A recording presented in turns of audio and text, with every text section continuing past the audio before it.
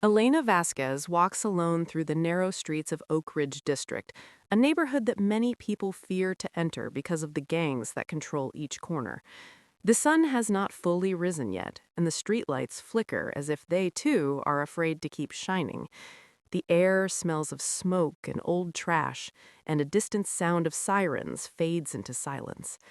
Elena is a social worker, and her job is not to sit behind a desk. It is to walk into danger, to protect children who have no one strong enough to defend them. Elena once lived in a neighborhood just like this one. She knows what it feels like to be afraid to sleep, afraid to speak, and afraid to ask for help. She escaped when she was 19 and promised herself that she would become the adult she needed when she was a child. That promise brought her here, to Oak Ridge District, the most dangerous zone in the city, where gangs rule the streets and the victims stay quiet, because silence feels safer than asking for help. She carries a worn brown folder in her hand. Inside it are reports about a young boy named Ethan, who is 9 years old and who has been seen with bruises on his arms and face. According to a teacher, Ethan said he fell from his bike, but his injuries were too frequent, too severe, and too suspicious. The school reported the case to Child Protective Services, and that file now belongs to Elena. She knocks on the rusty door of a small gray house. A woman opens the door just slightly, just enough to peek out. Her eyes are tired and heavy, as if fear has been living inside her head for years. Elena identifies herself and explains why she is there. The woman, at first, looks around the street to make sure no one is watching. She then lets Elena enter quickly and locks the door behind her. The living room is small, with mismatched furniture and a smell of old carpet. Ethan sits on the couch, hugging his knees. His eyes do not rise to meet Elena. He stares at the floor and remains silent. Elena kneels down to his level. She speaks softly, not as an investigator, but as someone who understands fear.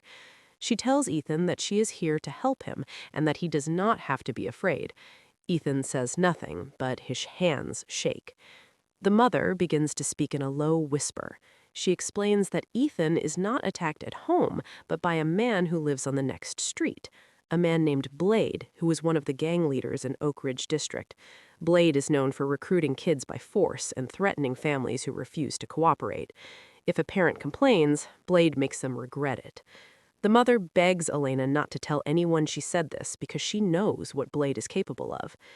Elena writes down every detail in her mind because she cannot risk pulling out her notebook in a house full of fear. She thanks the mother and says she will return soon. She exits the house quickly and scans the street before walking to her car. She knows that the next step is to gather evidence, but in a place like Oak Ridge District, evidence does not come from files or cameras. It comes from whispers behind closed doors and bruises hidden under long sleeves. Elena visits a shelter called Safe Haven, a place where women and children hide when running from violence.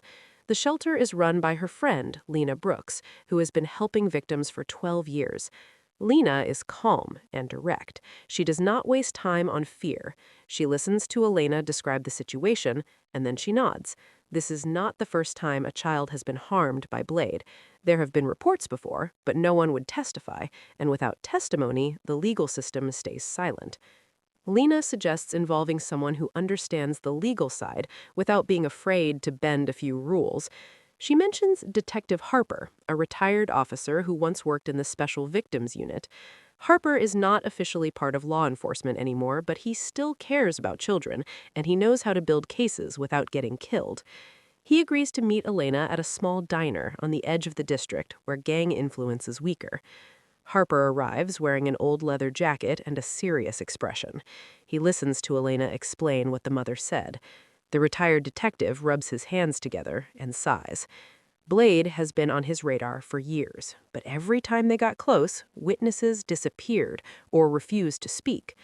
Harper says that if they want to protect Ethan, they need to act fast because Blade does not leave loose ends. Elena returns to the neighborhood again, not as a social worker, but as a ghost moving through streets trying not to be seen. She speaks quietly to neighbors, to store owners, to anyone who might have seen Blade with Ethan or other kids. Some avoid her, some slam doors in her face, Others whisper small pieces of truth, enough to create a picture of something terrible happening beneath the surface. At night, Elena drives home with the city lights reflecting on her windshield. Her phone rings. It is the shelter, Lena. Lena tells Elena that another woman has come in with a child who claims Blade tried to take him, too. The situation is getting worse, and Elena feels the urgency rising inside her chest. She decides to build a plan with Harper and Lena to remove Ethan from the district before Blade suspects anything. But Blade is already watching. He has informants in the neighborhood, and someone has already noticed Elena talking to people. One of the gang members approaches Blade and tells him that a social worker has been asking questions. Blade does not like questions, and he hates people who interfere with his business. He gives a cold smile and says that he will deal with the social worker personally. Elena does not know that she has been marked. She believes she still has time. The next morning, she returns to the district to check on Ethan again. But something feels different. The streets are quieter. The eyes that watch her are not afraid. They are hostile. She walks quickly to the mother's house, but the door does not open this time, and she hears footsteps running inside, followed by silence. Elena leaves a card with her number and whispers through the door that she will not give up. The morning air in Oak Ridge District feels heavy, as if the buildings themselves are holding their breath. Elena parks her old Toyota 2 streets away from the Brooks shelter so she can walk through the area and observe without drawing attention. The sky is gray and dull, and the sound of distant sirens mixes with barking dogs and the occasional shout from an unseen argument. Elena adjusts her jacket, pulls her hair back, and reminds herself that fear cannot be allowed to control her. She survived worse, and she refuses to leave children trapped in danger. She walks slowly past a convenience store where 2 teenagers lean against the wall. Their faces are young, but their eyes look older, shaped by violence and survival. One of them recognizes Elena from the day before, and he nudges his friend before whispering something. Elena pretends not to notice, but she keeps moving. Her instincts warn her that word about her presence has spread faster than she expected. When she reaches the shelter, she finds Lena, leaning against the doorway with her arms crossed. Lena is a tall woman with sharp eyes and soft gestures. She waves Elena inside and pours her a cup of tea. The shelter is crowded today. Children sit in corners drawing pictures, while mothers speak in low voices or wipe tears from their cheeks. The walls are covered with letters and crayon drawings from kids who once stayed there. Some have returned home safely, others have not. Lena leads Elena to her small office where paperwork is piled high and 2 computer screens glow with open files. She tells Elena about the new child who came in last night. His name is Jordan, and he is 11 years old. Jordan claims that Blade tried to recruit him by force, and when Jordan refused, the gang threatened his older sister. The mother panicked and ran to the shelter late at night with both of her children. Elena listens closely and nods. She understands the pattern. Blade targets vulnerable boys, forces them to run messages or hold banned items, and uses threats to control them. Lena asks Elena what happened with Ethan. Elena explains that the mother is terrified and would not open the door. Elena worries that Blade already knows about her investigation. Lena sighs and rubs her temples. Then she suggests calling Harper to gather both cases into one operation. Elena agrees and steps outside to make the call. Detective Harper answers on the 3rd ring, his voice tired but steady. Elena explains the new development with Jordan and asks for an urgent meeting. Harper tells her to meet him at a parking lot near an abandoned factory where no gang scouts usually hang out. Elena agrees and heads toward her car. As she drives through the district, Elena notices a black SUV following her at a distance. She changes lanes, then turns onto a side street. The SUV follows. She makes another turn and then another. The SUV keeps coming. Her heartbeat races and sweat forms on her palms. She has been watched from the moment she stepped into the district. She slows at a 4-way crossing, and suddenly the SUV pulls up beside her. A tinted window rolls down, and a young man with tattoos on his neck looks at her with a cold expression. He does not speak. He simply stares. Then the SUV speeds off and disappears around a corner. Elena exhales shakily. She knows this was a warning. She continues driving until she reaches the meeting spot. A wide, empty parking lot sits beside an old red brick factory with shattered windows. The wind pushes leaves across the cracked pavement. Harper arrives 5 minutes later on a motorcycle. He takes off his helmet and walks toward Elena without a word. She explains what just happened, and Harper nods grimly. He expected Blade to respond quickly. Blade is not the type to wait for problems to disappear on their own. Harper asks for every detail about Ethan and Jordan. Elena recounts everything, from the bruises to the threats to the terrified mother. Harper listens carefully and then pulls out a notebook. Even though he's retired, he still documents things like an active detective. He tells Elena that they need evidence fast. Witness statements, medical records, photos, or anything that can build a case.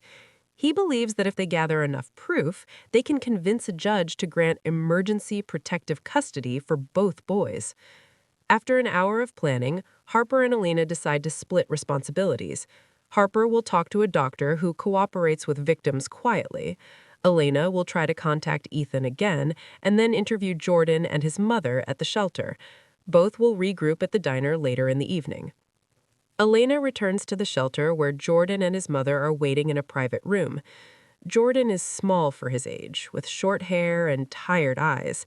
His mother sits beside him, gripping his hand tightly. Elena introduces herself gently and asks Jordan if he wants to tell her what happened. Jordan hesitates for a long time. Then he begins speaking, in a quiet tone that sounds more like a whisper from memory than a boy speaking in the present.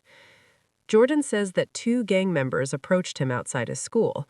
They told him he could make money fast and that if he refused, they would make his life harder. Jordan ignored them at first, but they kept showing up outside his building.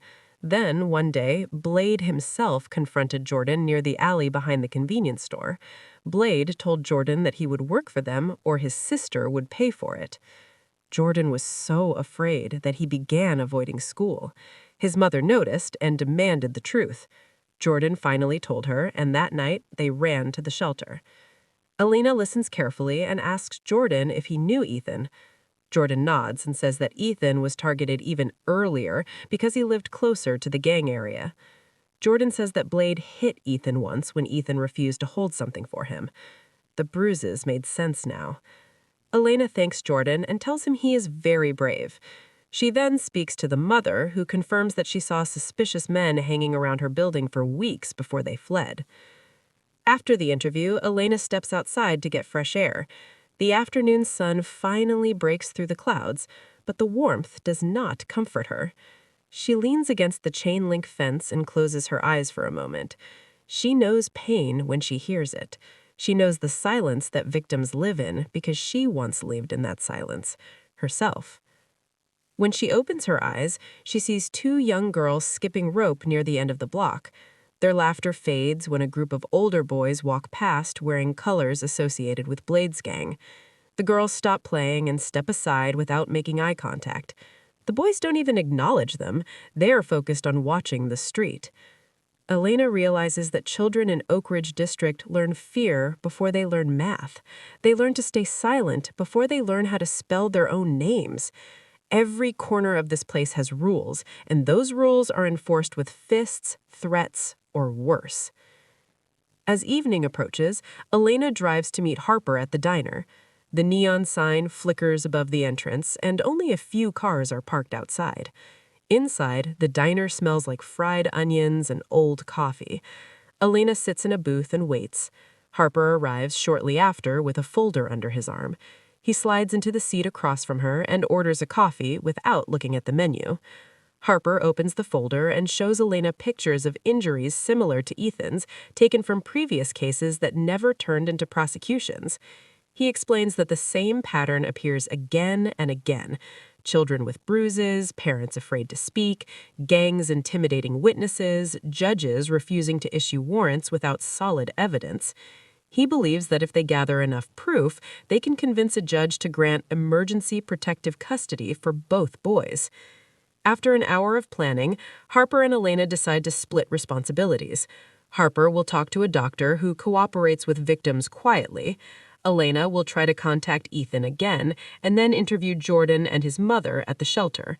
Both will regroup at the diner later in the evening. Elena returns to the shelter where Jordan and his mother are waiting in a private room. Jordan is small for his age, with short hair and tired eyes. His mother sits beside him, gripping his hand tightly. Elena introduces herself gently and asks Jordan if he wants to tell her what happened. Jordan hesitates for a long time. Then he begins speaking, in a quiet tone that sounds more like a whisper from memory than a boy speaking in the present. Jordan says that 2 gang members approached him outside his school. They told him he could make money fast and that if he refused, they would make his life harder. Jordan ignored them at first, but they kept showing up outside his building. Then, one day, Blade himself confronted Jordan near the alley behind the convenience store. Blade told Jordan that he would work for them or his sister would pay for it.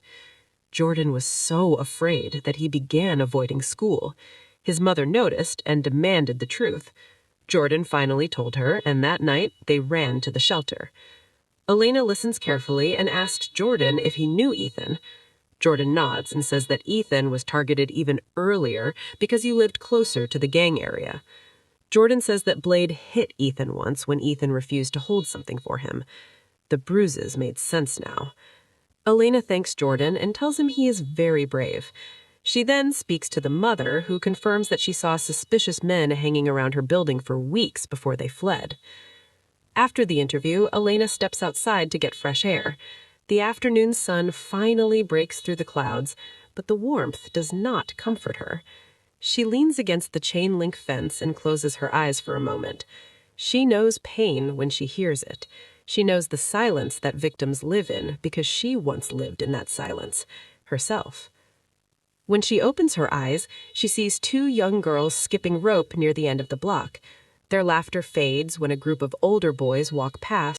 The next morning arrives with a cold wind that sweeps down the narrow streets of Oak Ridge District. Elena stands outside a small clinic, holding a folder close to her chest. She is waiting for Harper, who arranged a quiet meeting with Dr. Ramirez, a physician known for documenting injuries for victims when hospitals refuse to intervene. Dr. Ramirez has worked with shelters for years and understands that many families cannot go through official channels when gangs are involved. Harper arrives 10 minutes later, wearing a dark coat and carrying another sealed folder.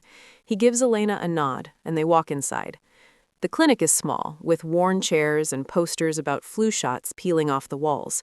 Dr. Ramirez greets them and leads them to his office. He listens carefully as Harper explains the situation. Ethan, Jordan, Blade, and the mothers who are terrified. Dr. Ramirez opens Jordan's medical intake file that Elena forwarded last night. The injuries are consistent with assault. The doctor agrees to examine Ethan as well if Elena can get him to the clinic. Elena thanks him and promises to try. After the meeting, Elena and Harper step outside. Harper lights a cigarette and stares at the passing traffic.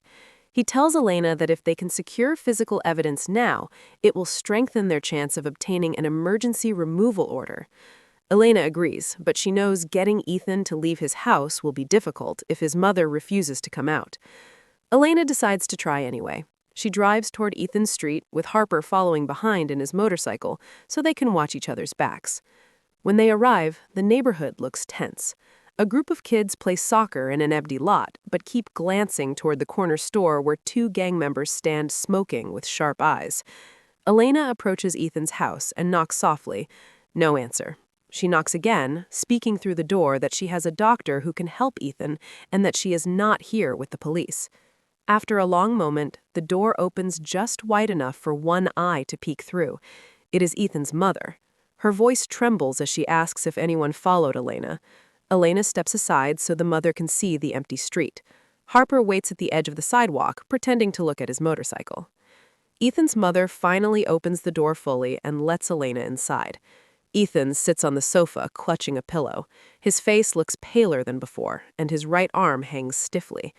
Elena gently explains that a doctor can examine him without alerting any authorities, and that injuries can be documented privately for protection. Ethan looks at his mother, who hesitates before nodding.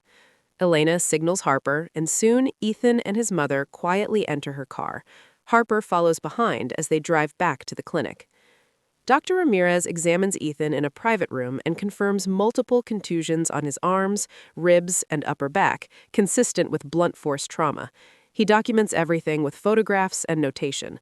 Ethan's mother watches with tears building in her eyes. The doctor prints the report and hands it to Elena, along with copies for legal use. Elena thanks him and leads everyone back to her car. On the drive back, Ethan's mother finally speaks. She tells Elena that Blade hit Ethan because he refused to hold a small package and that she knows the package was drugs. She says Blade warned Ethan that next time he would not just bruise him, but break him. She ran out of words and began crying quietly. Elena rests a reassuring hand on her shoulder and tells her that she is doing the right thing by helping Ethan now. They return to the neighborhood, but Elena does not let them get out until she checks the surroundings. Harper circles once on his motorcycle to ensure no gang members lurk nearby. The street looks clear, and Ethan returns inside quickly while Harper and Elena retreat to a nearby alley to talk. Harper says the evidence is enough to request a judge for temporary custody removal and protection. He tells Elena that they need to move fast because once Blade learns that Ethan went to a doctor, he will retaliate.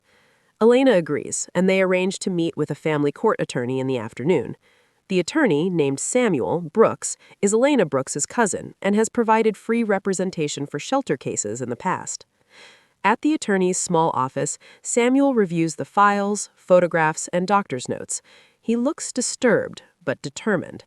He says that this case is strong, but time-sensitive, because gangs often intimidate families before hearings. He begins drafting emergency documents and advises Elena and Harper to prepare both families for sudden relocation if protective custody is granted.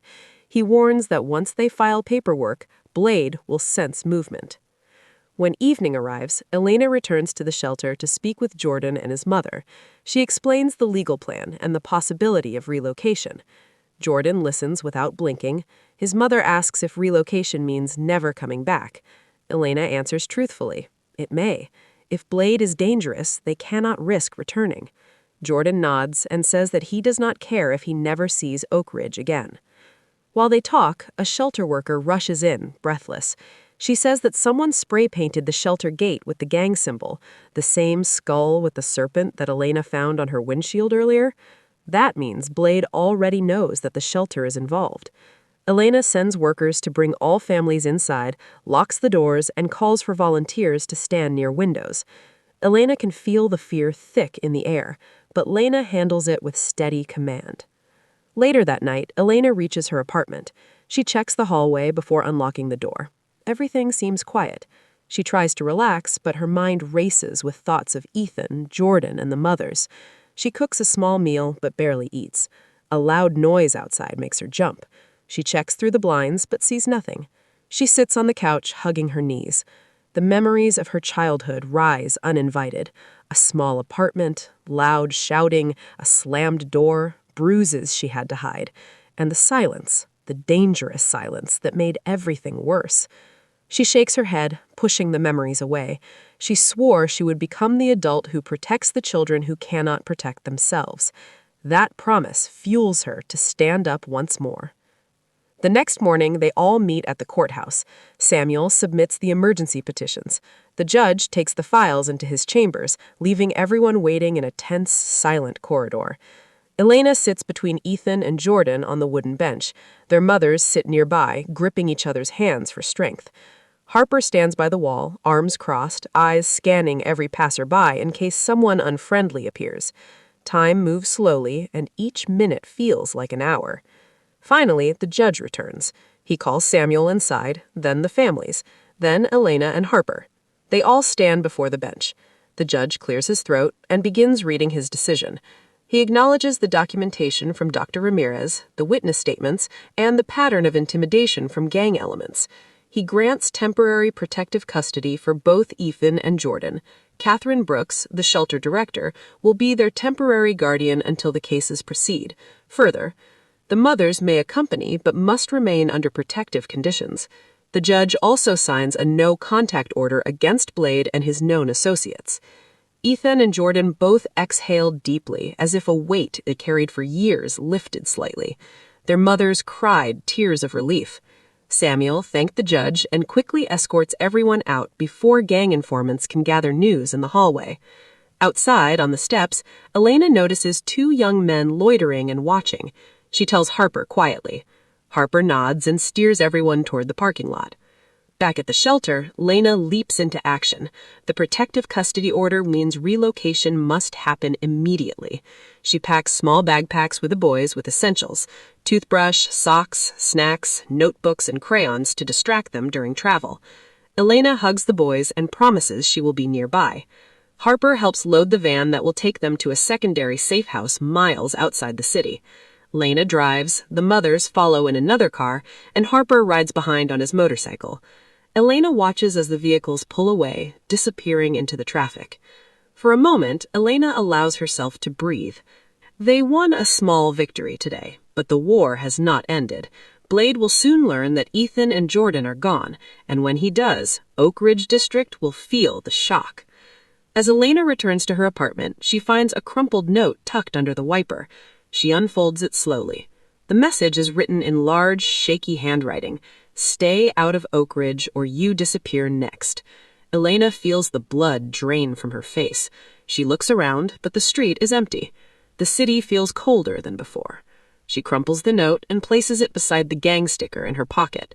She whispers to herself that she will not back down. Children are worth fighting for, no matter how dangerous the enemies are. The sun had barely risen when she returned to the community center. The hallway smelled of fresh paint and cleaning supplies, and the sound of children laughing in the distance made her smile for a moment. She checked her phone to see if Detective Ramirez had sent any updates.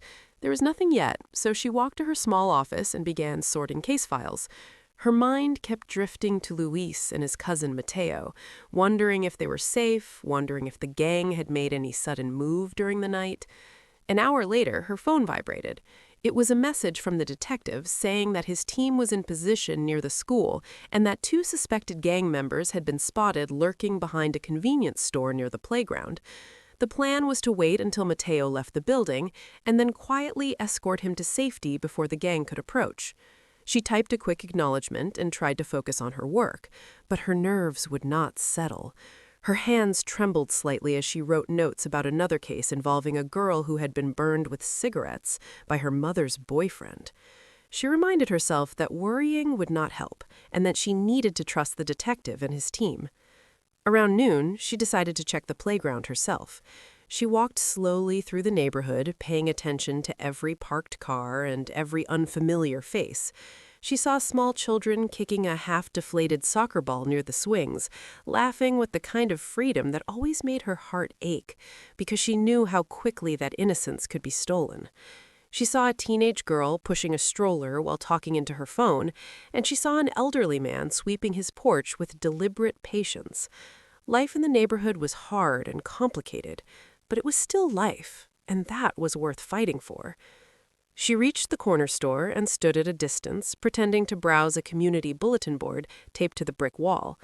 She noticed two young men in hooded jackets standing near the dumpster.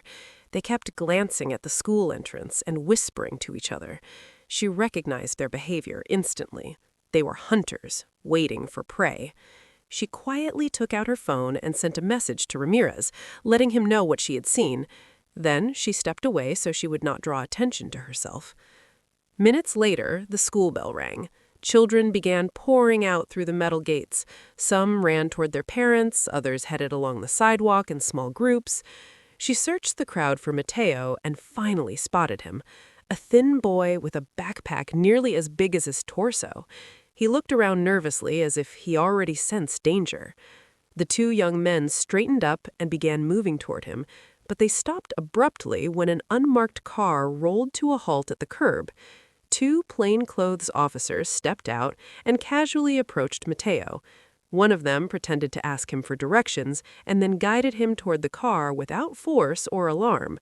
Within seconds, the boy was inside and the car drove away before the gang members fully understood what had happened. The social worker let out a shaky breath. She texted Ramirez again, asking where they were taking Mateo, and he replied that the boy was being moved to a safe house in another district, and that Luis would be allowed to visit after security checks. Her chest filled with relief. She knew this was only one child out of many, but saving even one meant victory against the darkness that preyed on so many. When she returned to the community center, Luis was waiting in the lobby. He stared at her anxiously. She walked over and told him that Mateo was safe and being cared for. His eyes widened and then filled with tears, which he tried to hide by pulling his hood lower.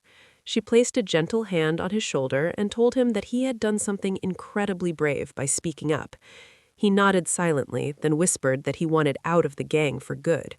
She promised him that there were programs that could protect him and help him build a future far from violence. He looked skeptical, but also desperate, and she knew that was the exact moment when change began. Later that afternoon, she attended a meeting at City Hall. She had been invited to speak about the rising gang threats against children and the lack of support for social workers operating in high-risk areas. She stood before a room full of officials, most of whom had never stepped foot into the neighborhoods she worked in. She told them stories of children forced to carry knives, of girls traded between gang members, of families too scared to leave their homes. She described the fear, the trauma, the helplessness, and how the community centers and shelters were barely surviving on scraps of funding. Some officials looked uncomfortable. Others looked moved. She could not read their minds, but she saw at least a few nodding slowly, as if realizing for the first time that the city had a responsibility beyond policing, that it had a duty to protect and heal. She ended by demanding more resources, more counselors, more safe houses, and more legal protections for minors trying to escape gang control. When she finished, the room erupted in quiet applause. It was not loud, but it was real. 2 weeks passed. Since that day, things began to shift slowly. Luis entered a youth mentorship program and started attending school more regularly. His cousin Mateo was placed with relatives far from the neighborhood and started therapy to process the trauma he had endured. The grandmother who had spoken at the community meeting now received weekly food deliveries, and her grandsons attended after-school sports that kept them out of dangerous streets. The social worker still received threats sometimes. She still walked through neighborhoods where gunshots echoed at night. She still saw children with haunted eyes and bruised skin, but she also saw change. She saw hope rising like small, fragile flowers pushing through cracked concrete. She saw families uniting and protecting each other. She saw teachers noticing warning signs sooner, and police treating victims with more compassion. One evening, as she locked up the community center, she paused on the steps and watched the sunset paint the sky in shades of orange and red. A group of children rode bicycles past her, laughing and shouting in the warm air. She smiled, a tired but genuine smile. Her work was dangerous, exhausting, and often heartbreaking, but it mattered. It mattered because every child saved was a lifetime rewritten. Every family helped was a generation changed. Every gang member who failed to recruit a kid was a victory invisible to most, but enormous to her. She whispered to herself that she would keep fighting for as long as she was able, because the world needed protectors, because communities deserved healing, because children deserved childhood and not survival, because she believed with every piece of her scarred but unbroken heart that change was possible. And with that, she walked home beneath the fading light, ready for whatever tomorrow demanded, knowing that she had chosen the hardest path, but also the right one.